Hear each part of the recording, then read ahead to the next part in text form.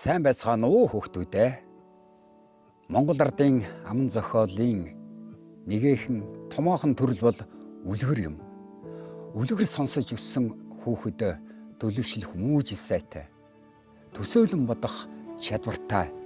Бас баатарлаг их зоригтон, бахархам сайхан үйлстэн болж төлөвшин хүмүүждгийн учир монголчууд бид үлгэр түүхэн хүүрнэн ярьж үр хойчон өсгөж ирсэн сайхан уламжлалтай юм шүү дээ.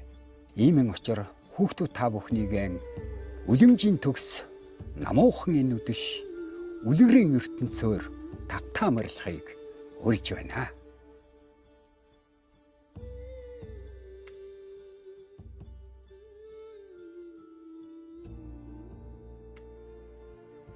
Эртээ урдын цагта өвгөн эмгэн хоёр байжээ.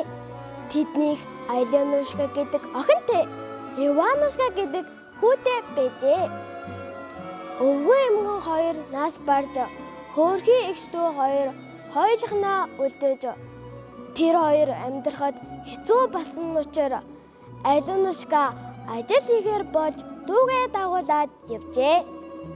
Гэтэл Иванушкагийн аман цангад хичээсэ. Хичээ. Би энэ үхрийн туураа тогтсон уусаас өөч тэхүү. Гэхэд Аленушка болохгүй дүү минь болохгүй. Тугал болчихно. Дүү нүгэнд нь орж цааш явлаа. Улаанаар төнхийг хэлхүү.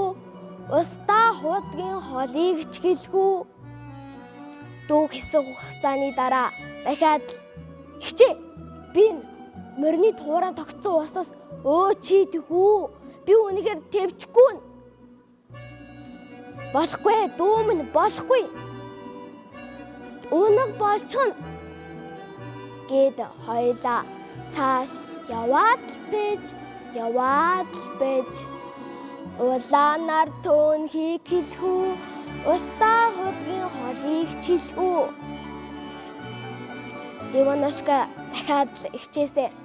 Хичээ. Би энэ ямааны туураа тогтсон ууснаас өөчий тэхүү. Би устаа тэвчгүй нэ. Гэхэд Аленушка болохгүй дүү минь болохгүй. Ишиг болчихно. Иванушка хичээхаа үгэнд орсонгүй. Ямааны туураа тогтсон ууснаас уучих гин. Тэгээд тэр доргоноо ишиг болоод хувирчихжээ. Аленушка дүүгээ дуудаж хайж Иванушка! Иванушка! гэж дуудаад л байж. Гэтэл дүүгийн хор цаана шиг гүгээд ирж гин.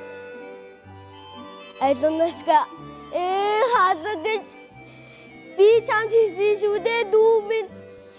Миний үгэнд орохгүй яасан юм бэ?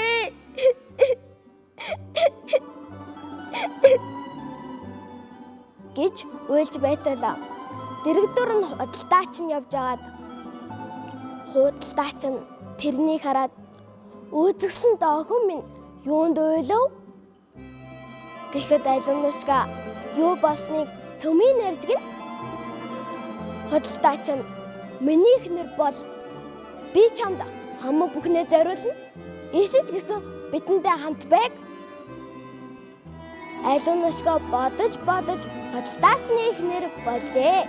Тэгээд гуруула амар сайхан сууцгааж байтал нэг өдөр хаанаас ч нэг юм хурч ирээд Аленушка пүүх яасан халуун өдөр вэ? Усанд орж сэрүүцмээр үзсэн охин минь надтай хамт явж усанд орж сэрүүцгүй мүү?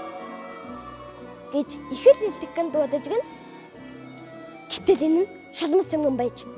Шулмас эмгэн Аленушкаг гол дээр авчраад барьж хүлээд хүзүүнд нь хүнд чулуу зүйлгээд гол руу түлэгчжээ. Тэгээд өөрөө Аленушка болж ураад хувцас, эз улсын бүгдийг нэмсод гэрт нь ирээд сууж байв. Энэ тухай хэн ч мэдсэнгүй. Ганцхан ишгэл бүгдийг мэдэж байв. Цагаан ишиг өглөө өрөөд голын эргээр гүйж байхыг шулмас эмгэн мэдчихэд худалдаачнаас хангар минь энэ ишгийг надаас хөөгөөд өгөөч дээ гэж гуйжгэн. Ишгэн даасаж хайртай болсон худалдаач нь ишгийг хөөж явуулж чадахгүй байв. Гэтэл эхнэр нь гуйгаад үглээд яншаад салахгүй байжгэн.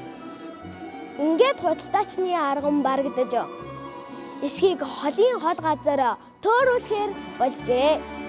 Ишиг явахаасаа өмнө голор бүүн очиж гомдолтой хичин дуугаар "Игч минь эрэг рүү сэлээд гараад ирээч дээ" гэхэд Алунушка хариудна.